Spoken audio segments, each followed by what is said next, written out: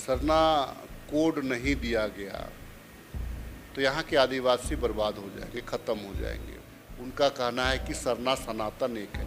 तो हम तो कह रहे हैं, आज तक पाहन यहाँ पे प्रमुख पद होता था, ठीक, एक तीर एक कमान, सभी आदिवासी एक समान। सरना सनातन को लड़ाने का, हिंदू मुसलमान अयोध्या के नाम से लोग लड़ा दिया। अब झारखंड में सरना सनातन नहीं करेगा तो यहाँ लड़ेगा कैसे? ये बबलू मिश्रा कौन है? मैं तो हमारा कोई पॉलिटिकल कैबिनेट का मेंबर वो नहीं है। वो ख्वाजा कौन है? वो हमारा कोई पॉलिटिकल कैबिनेट का मेंबर नहीं है। बंगाल के चुनावी परिणाम के बीच झारखंड की सियासत में भी काफी गर्मी बढ़ गई है।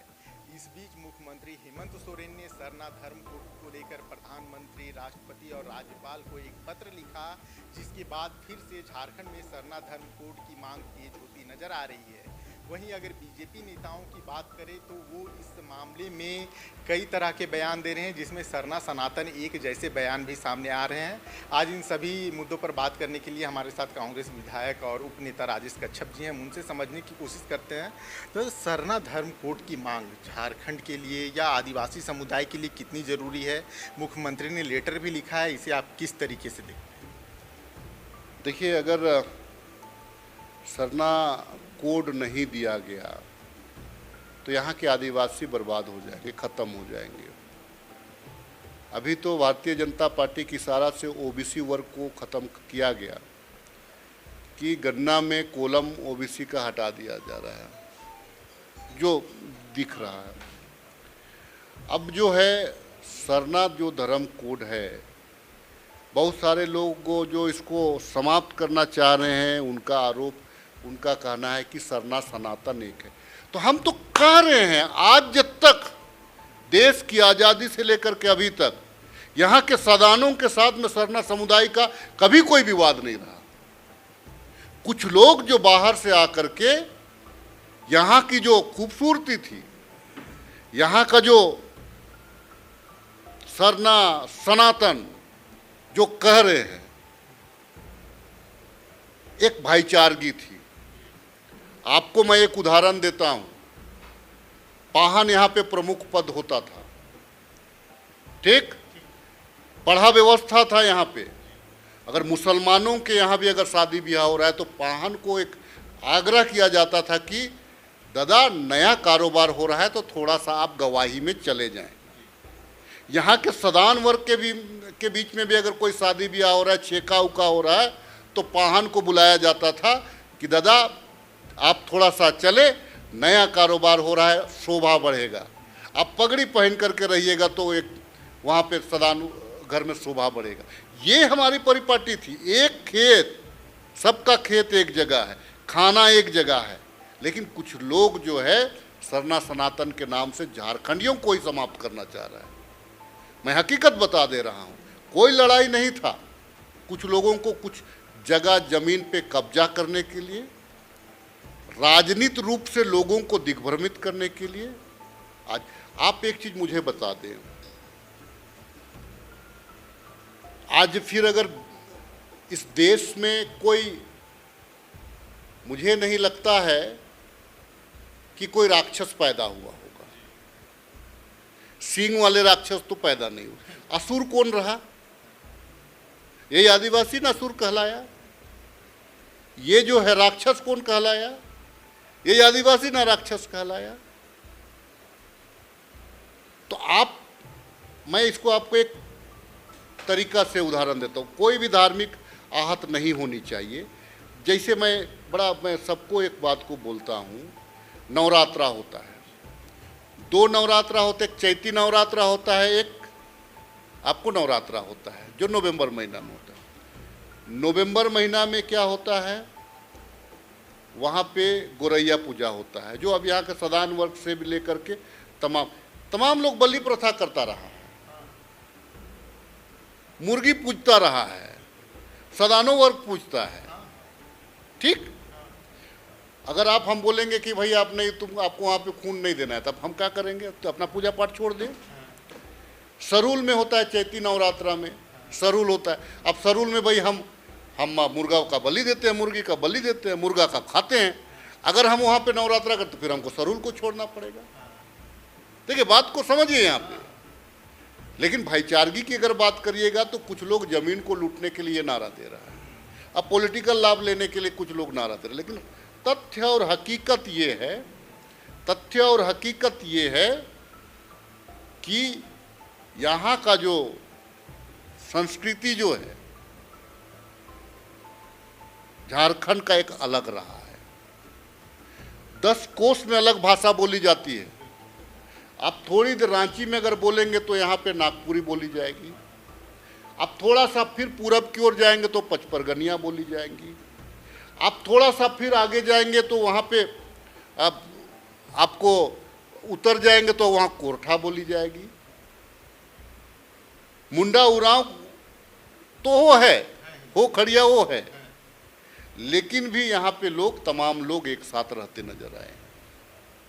दादा, जब भी सरना धर्मकोड की बात बीजेपी ने, तो कल बाबूलाल मरांडी से मेरी लंबी बातचीत हुई, इंटरव्यू हुई, उसमें जब उनसे पूछा गया तो उन्होंने कहा कि 700 से ज़्यादा जनजातियां हैं, भील है, गौंड है, संथाल हैं और भी कई हैं।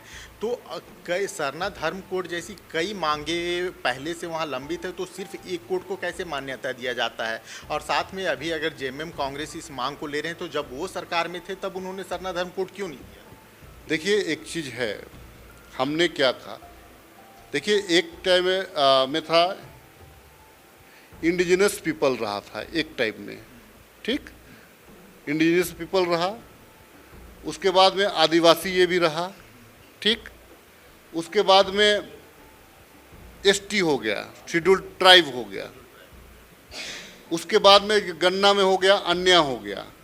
आप तो सारा चीज़ को धीरे धीरे करके ख़त्म ही कर, चाहे कांग्रेस में हो चाहे बीजेपी में हो, अगर ठीक है तो जो कांग्रेस ने किया तो आप वही करिएगा क्या? तो कांग्रेस ने तो अन्य कॉलम दिया आपको कि आप चूंकि इसी चीज़ को समझने के लिए कि लोग सरना, आप दीजिए ना भाई, आप जो नाम देना है आप अलग करिए, सरना नाम देना है सरना दीजिए। लेकिन सरना को इसीलिए लोग डिमांड कर रहा है कि सबसे ज़्यादा गणना में पिछला दफा लोगों ने सरना लिखा था, इसीलिए लोग सरना कोड का डिमांड कर रहे हैं। जाहिर स्थान भी सरना है। सबसे पहले एक नारा था, एक तीर एक कमान, सभी आदिवासी एक समान, ये नारा था। अभी जो है, अभी वर्तमान स्थिति में क्या है, बाबूलाल मरांडी जी ना अभी नेता प्रतिपक्ष है, उसका बेटा भी नेता प्रतिपक्ष बनेगा ना, उसको भी रिजर्व सीट से ही आना पड़ेगा। ये गलती ना करे बाबूलाल मरांडी जी, अभी ना वो नेता प्रतिपक्ष है। आप बड़े आदमी हो सकते हैं, बड़े लीडर हो सकते हैं, आप जरूरी है कि आपका परिवार से भी कोई बड़ा लीडर होगा। आदिवासी समुदाय में एक बड़ा कमी है, जब वो बनता है, चाहे वो यहाँ के ब्यूरोक्रेट आदिवासी बना हो चाहे बड़ा पॉलिटिशियन बना हो, तो उस टाइम में बड़े अपना जो है कि मड़ाई पूजा छोड़ देता है, सरना पूजा छोड़ देता है, वो अन्यत्र जाता है। लेकिन जब वो धड़ाम से धरती में गिरता है तो फिर अपने लोगों को रिटायरमेंट होने के बाद में, अरे हम तो आदिवासी हैं, हम तो ये हैं, फलना है, देखना है, ये करता है। अरे जब रहता है तो मुँह खोलो यार, मुँह खोलो। और बाबूलाल मरांडी जैसे तरीके के लोग तो करते रहेंगे इस टाइप का काम। तो आज के तारीख में देखिए, सरना सनातन को लड़ाने का, हिंदू मुसलमान अयोध्या के नाम से ही लोग लड़ा दिया। अब झारखंड में सरना सनातन नहीं करेगा तो यहाँ लड़ेगा कैसे? हिंदू मुसलमान वाला अयोध्या कांड तो खत्म हो गया ना। अब उसको नया पॉलिटिकल एजेंडा चाहिए, सरना सनातन का एजेंडा को यहाँ पे जोड़ रहा है। कहने का मतलब है कि अब सरना समुदाय को आप हक नहीं देना चाहते। कांग्रेस की बात कर लेते हैं दादा। आखिर कांग्रेस में, क्योंकि आप वहाँ के विधायक भी हैं, कांग्रेस में इतना विवाद क्यों होता है? सिर्फ राधा कृष्ण किशोर वाले मैटर पे हम आएंगे, उससे पहले विभागों की बात कर लेते हैं। ग्रामीण विकास विभाग में जिस तरीके से बबलू मिश्रा का नाम आ रहा है, लगातार इस चीज़ को लेकर बीजेपी सवाल खड़ा कर रही है। स्वास्थ्य विभाग में बात कर लें तो ख्वाजा नाम के व्यक्ति का नाम आता है। तो आखिर कांग्रेस कोटे के जो मंत्री हैं उन विभागों में इतना विवाद क्यों हो रहा है? आखिर जो भ्रष्टाचार के आरोप हैं वो क्यों लग रहे हैं? ये बबलू मिश्रा कौन है? मैं तो हमारा कोई पॉलिटिकल कैबिनेट का मेंबर वो नहीं है। वो ख्वाजा कौन है? वो हमारा कोई पॉलिटिकल कैबिनेट का मेंबर नहीं है। मैं इसे स्पष्ट कर देता हूँ, इन दोनों पे आरोप है कि स्वास्थ्य विभाग की तरफ से लाइजनिंग का काम ख्वाजा करते हैं और ग्रामीण विकास विभाग में बबलू मिश्रा, ऐसा बीजेपी का आरोप। देखिए मैं उनको नहीं जानता हूँ, मैं दोनों को नहीं जानता हूँ कि कौन है क्या है। नाता रिश्ता आदमी का बहुत रहता होगा, कौन है मुझे नहीं पता है ये चीज़। आरोप हो सकता है कि गलत भी हो सकता है, आरोप हो सकता है कि सही भी हो सकता है। अगर आपको उतना ही ये है, आप तथ्य के साथ प्रस्तुत करिए ना। अब पॉलिटिकल बयान क्यों दे रहे हैं? अब तथ्य के साथ में प्रस्तुत करिए कि अगर गलत हुआ है तो। अब तथ्य को जो पॉलिटिकल बयान आप क्यों दे रहे हैं? देखिए, एक चीज है रघुवर दास के टाइम में जो कांड हुआ, उसमें बहुत सारे हमारे पीरियड में अधिकारी जेल गए। कांड रघुवर दास के टाइम का, लेकिन जेल हमने भेजा है। अगर आपको लग रहा है कोई है, तो पॉलिटिकल कैबिनेट का तो मेंबर वो नहीं है, पॉलिटिकल पार्टी का नहीं है। अब जांच करवाइए, जेल भेजिए उनको, क्या मतलब है हमको? सरकार तो आपकी है। तो सरकार है, अगर गलत हुआ तो जेल जाएगा ना। वो जो अगर गलत किया है, क्या आरोप क्या लगा है, पहले देखना उस पर। राधा कृष्ण किशोर काफ़ी नाराज हैं। सोशल मीडिया पे लगातार 2 पोस्ट के माध्यम से उन्होंने प्रदेश अध्यक्ष को निशाना बनाया। उन्होंने एक तरह से कहा कि प्रदेश अध्यक्ष काम करने में सक्षम नहीं है। आखिर कांग्रेस बंगाल चुनाव एक तरफ हार और उस पर से कांग्रेस में विवाद, इन दोनों चीज़ों को आप किस तरीके से देखते? देखिए, बंगाल चुनाव था, वहाँ पे 35 वर्षों से कांग्रेस ने कभी चुनाव नहीं लड़ा। 35 वर्षों के बाद में कांग्रेस ने चुनाव लड़ा। आज अगर ममता बनर्जी, अगर तृणमूल कांग्रेस अगर हारी है तो अगर अलायंस नहीं करने की वजह से हारी है। आप वोट परसेंटेज को अगर देख लेंगे तो 3% का आया है। कांग्रेस के पास में कितना 7% का वोट आपको आया है, 7% कांग्रेस के पास आया। अगर वो 7% अगर ऐड हो जाता तो आज बीजेपी की सरकार नहीं बनती। तो गलती, अगर आप कांग्रेस को अगर हल्के में लीजिएगा तो गलत कर रही है ना। राहुल गांधी ने तो इशारा में बहुत कुछ कह दिया था। आपको अलायंस करना चाहिए था, आपने अलायंस नहीं किया। आप 1 सीट दे रहे थे, कांग्रेस तो 2 सीट ले लाई। तो क्या असम में आप लोग जेएमएम को 294 सीटों पे अगर कोई लड़ पाया बंगाल में, तो कांग्रेस पार्टी लड़ पाया, दूसरा कोई भी पार्टी नहीं लड़ पाया। सरकार बनी है, बिगड़ी है, वो अलग चीज़ है। लेकिन अगर वोट परसेंटेज को देखेंगे तो ममता, तृणमूल और बीजेपी का वोट परसेंटेज को देखेंगे तो महज 3% का अंतराल है। 3% का, और कांग्रेस को 7% आया। अगर इस मर्ज करा देते तो आज आपको वहाँ पे तृणमूल की सरकार बनती। इसी पे दादा, क्या आप लोग जेएमएम को भी असम में हल्के में ले लिए थे? क्योंकि कई सीटों पे जेएमएम दूसरे स्थान पे भी रही है। देखिए, ये आलाकमान का ये मामला था। झारखंड मुक्ति मोर्चा, झारखंड में हमारे साथ अलायंस है, ये आलाकमान को बात करना चाहिए था। चूँकि मैं ऑथराइज पर्सन नहीं हूँ, अलायंस का ऑथराइज पर्सन नहीं हूँ, इसीलिए अलायंस क्यों नहीं हुआ वो मैंने वोट परसेंटेज बंगाल का देखा, इसीलिए मैंने वोट परसेंटेज आपको। राधा कृष्ण किशोर क्यों नाराज हैं? प्रदेश बड़े लीडर हैं। पॉलिटिकल अफेयर्स कमेटी में हम बैठेंगे, प्रदेश अध्यक्ष और ये जो हमारे माननीय मंत्री जी के बीच में जो दूरियां हैं, आपने जो सवाल किया, कुछ एजेंसियों को, हमारे मंत्रियों के विभाग में कुछ मामले चल रहे हैं, हम पॉलिटिकल अफेयर्स कमेटी में डिस्कस करेंगे, उसके बाद फिर हम सार्वजनिक करेंगे। क्या लगता है भोजपुरी मगही जो भाषा विवाद है जेटेट को लेकर, ये इतना बढ़ गया कि मंत्री जी इस तरीके से सार्वजनिक? देखिए, ये जो भाषा का विवाद जो था, ये एक्चुअली क्षेत्रीय लैंग्वेज, ये जनजातीय मामला था। बिहार राज्य होता तो शायद ये डिमांड नहीं होते। चूँकि उस टाइम में जनजातीय भाषा को संरक्षित करने के लिए इसको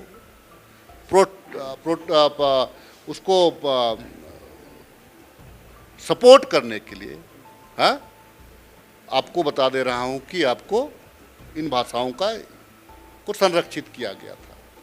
अब रही बात राज्य बनने के बाद में, मगही और भोजपुरी भी अगर बड़ी आबादी में अगर बोली जा रही है, तो इसको किस प्रकार से क्षेत्रीय भाषा पर कुटारघात ना हो, हम पॉलिटिकल अफेयर्स कमेटी और सरकार के साथ बात करके इसको हम पटापेक्ष कर लेंगे।